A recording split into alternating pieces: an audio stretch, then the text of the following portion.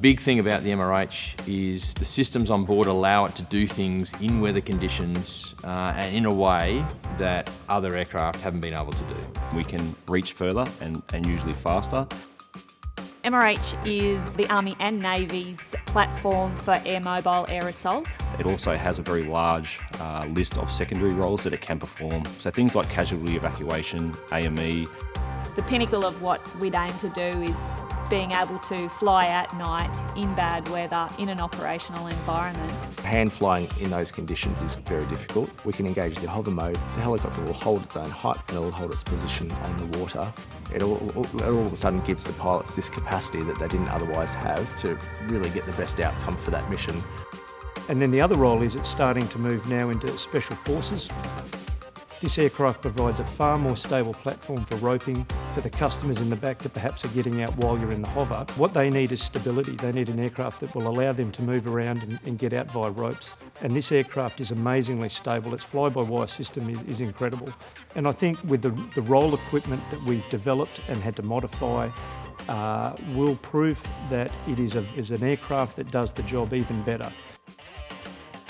We're able to now provide people in the back with a far more survivable aircraft. The MRH90 Taipan is probably the most advanced in terms of safety that we operate in the Army. All the soldiers will be fitted into crash-worthy seats, but in a heavy landing we'll also attenuate. The landing gear, the fuel tanks and the construction of the airframe will also help to absorb some of that impact. It also has multiple exits out of the cabin, through the cabin doors, through the ramp and hatch for people to egress if there is an incident. So it provides a much higher level of safety than we've had previously.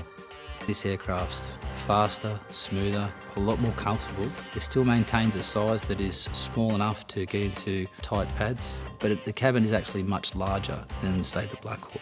We can load larger and heavy items through the ramp. We can enplane and deplane the soldiers through the ramp. That frees up the cabin doors for the weapon systems. The soldiers are air conditioned, they're able to talk to each other, and in the end I'm able to get them to where they need to go a lot quicker, a lot more comfortable, and then to keep supporting them with the aircraft's survivability systems. I think it's an important thing for people to understand that basically all the missions and the tasks that we do by day with this aircraft, we'll also do by night without any restrictions whatsoever.